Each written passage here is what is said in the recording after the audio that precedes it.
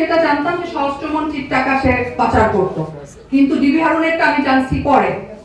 এই যে দেখেন ডিবি হারুনের হজের ছবি, সাথে এই যে আমার হাতের নিচে যে এটা হচ্ছে জুয়েল, ওই জুয়েল সাহেবকে সৌদি প্রবাসী কামরুল হাসান জুয়েল, যে আমাকে বিয়ে করেছিল 2019 সালে মার্চে।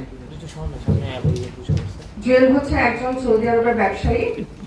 সে আসলে কি ব্যবসা করে এই ব্যবসাটা আসলে খুব একটা ক্লিয়ার না, কিন্তু সে যে ব্যবসাটা, তার যে ব্যবসার ব্যাপারে আমি ক্লিয়ার হয়েছিলাম বিয়ের পরে, সেটা হচ্ছে সে বাংলাদেশের যে কিছু মন্ত্রী ছিল, স্বরাষ্ট্রমন্ত্রী কামাল সাহেব থেকে শুরু করে মন্ত্রী এবং পুলিশের ঊর্ধ্বতন কর্মকর্তাদের টাকা হুন্ডির মাধ্যমে পাচার করত মিডল ইস্টে। এবং এইসব তথ্য আমি জেনে যাওয়ার পরেও, তার আরো যেসব গোপন কথা আছে সব জেনে যাওয়ার পরে আমাকে সে নির্যাতন শুরু করে, সেটা শারীরিক নির্যাতন থেকে শুরু করে মানসিক নির্যাতন সবকিছু। এবং আমি যখন তাকে ছেড়ে দিতে চাই, ডিভোর্স দিতে চাই, তখন সে শুরু করে হুমকি দেওয়া। হুমকিটা হচ্ছে যে আমার পুরো ফ্যামিলিকে গুম করবে, আমার ছেলেকে, ইভেন আমাকে প্রাণনাশের হুমকি তো ছিলই, তার সাথে মামলা দিবে, মিথ্যা মামলায় আমাদের ফাঁসাবে, আমাদেরকে গুম করবে, আমার ভাইকে গুম করবে, আমরা বুঝতেও পারবো না, আমরা কিছু করতেও পারবো না, বিকজ অফ বিরোধী দলের অনেককেই গুম করে রাখা হয়েছে, তারাই কিছু করতে পারে না। আমি সাধারণ একজন শিল্পী মানুষ, আমি আর কি করতে পারবো, যেহেতু আমি কোনো পলিটিক্যাল ফিগার না, তো আমার তো আসলে তেমন ক্ষমতা নেই। তো এইসব হুমকি দিত। একটা পর্যায়ে যখন তার অত্যাচার সহ্য করতে না পেরে আমি তাকে ডিভোর্স দেই। প্রথমবার আমি যখন তাকে ডিভোর্স দেই, এটা ছিল 2019 সালের আগস্ট মাস। এবং এটা জানার পরে সে দেশে এসে যখন দেখে ডিভোর্স কার্যকর হয়ে গেছে, সে আমাদের নামে প্রথমবার প্রতারণার মামলা করে, মিথ্যা মামলা। এবং ওই মামলায় যখন আমরা হয়রানি হই, আমাদেরকে নানানভাবে পুলিশি হয়রানি করা হয়, তখন সে আমার ভাইদেরকে প্রস্তাব দেয় যে আমি তার ডিভোর্স যদি উইথড্র করি তাহলে সে মামলা তুলে নেবে। যেই মামলার কথা মিডিয়া বা আপনারা কেউই জানেন না, প্রথম মামলার কথা। এবং আমি আমার ফ্যামিলির সবার কথা চিন্তা করে, ফ্যামিলির হয়রানি দেখে আমি মামলা উইথড্র করতে, তার ডিভোর্স উইথড্র করতে আমি রাজি হই। দেন আমি ডিভোর্স উইথড্র করি, তারপর সে মামলা উইথড্র করে। তারপর সে আমার ফ্যামিলির গার্ডিয়ানরা যারা ছিল তার সাথে বসে, এবং বসার পরে সে তাকে বলে যে দেখো, সে একজন অভিনেত্রী, এটা জেনেই তুমি তাকে বিয়ে করছো, তো তাকে যদি তুমি কাজ করতে বাধা দাও বা তাকে যদি এত ডমিনেট করো, তো তোমাদের সংসারটা ভালো থাকবে না, সেক্ষেত্রে তোমাকে অনেক কিছু কনসিডার করতে হবে, ওকেও কনসিডার করতে হবে। সে সবার সামনে বলে যে হ্যাঁ আমি কনসিডার করবো। করার পরে হয়তো 2-1 মাস ভালো ছিল, দেন আবার শুরু হয় আমার উপরে টর্চার।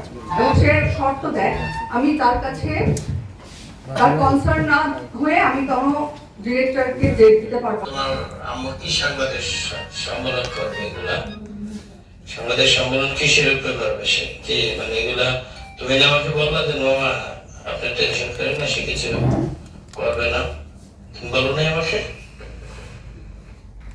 এই কথাটা সে কেন বলছে যে আমি যখন আমেরিকা যাওয়ার পরে হুমকি দিচ্ছিল আমাকে, আমি যখন লাইভে আসতে চাইলাম, তখন আমার ভাইকে গুম করতে চাইলো, ইভেন আমার আত্মীয় স্বজনকেও যে মামলা দেবে এসব ভয় দেখাইছে।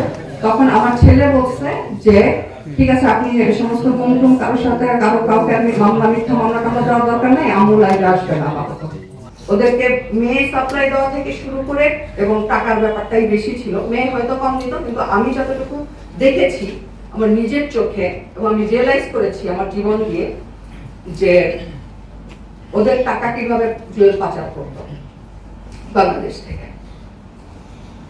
তো এটা যখন আমি জেনে যাই, তখন সে আমাকে তার গ্রিড থেকে ছুটতে দেয় না। তখন আমি 2বার ডিভোর্স আমি দিয়েছি, সে যেসব ব্লেম আমাকে করেছে, আমি যদি এত খারাপ মেয়েই হব, তাহলে সেখানে আমাকে রাখতে চাইবে তাহলে আমি তো রাখতে চাই। আমাকে দ্বিতীয়বার যখন ডিভোর্স উইথড্র করিয়ে জেল থেকে ছাড়িয়ে আনা হয়, তখন আমাকে ধানমন্ডির একটা ভাড়া বাসায় গৃহবন্দী করে রাখে। এবং গৃহবন্দী করে রাখার 1.5 বছরের মাথায় আমি আমার ছেলেকে স্টুডেন্ট ভিসায় ইউএসএ তে পাঠিয়ে দিই। এবং একটা পর্যায়ে জুয়েল তার প্রথম স্ত্রীকে নিয়ে যখন সৌদি আরবে যায়, এটা হচ্ছে 2022 সালের সেপ্টেম্বর মাসে, ওর ওয়েটকে নিয়ে ও সৌদি আরবে যায় এবং আল্লাহর রহমত আমি কোনো মানুষের আমি পুরো হেল্পলেস ছিলাম, আপনারা জানেন, কেউ আমাকে কোনো হেল্প করতে পারে নাই, আমাকে শুধুমাত্র সৃষ্টিকর্তা হেল্প করেছে। কোন সুস্থ মস্তিষ্কের মানুষ তার 2 মিনিট আগে আমার সাথে ভিডিও কলে রাখছে, রাখার পরে একজন সুস্থ মস্তিষ্কের মানুষ এতবার কল করতে পারে? এই নাম্বারটা কোড করেন আপনারা, এটা জুয়েলের প্রথম ওয়াইফ রিন্তির নাম্বার।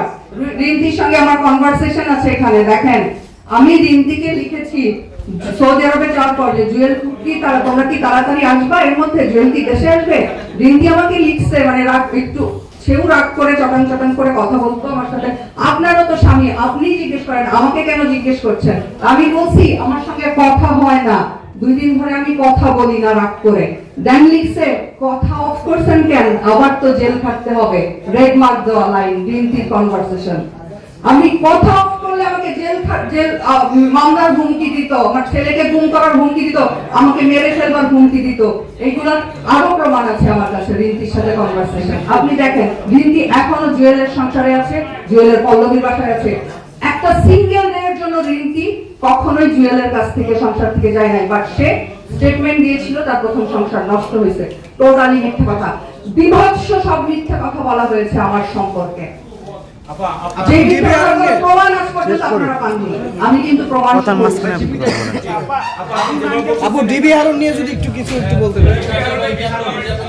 ডিবি হারুনের হেল্পে, স্বরাষ্ট্রমন্ত্রীর হেল্পে জুয়েল আজকে আমাকে যা যা করেছে, অত্যাচার মিথ্যাচার যা যা করেছে সব ডিবি হারুনদের হেল্পে করেছে। এবং ডিবি হারুনরা আমাকে যে হুমকি দিত, ঠান্ডা হুমকি ফোনের, জুয়েলের ফোন থেকে, আমি তো বললাম আপনাদেরকে।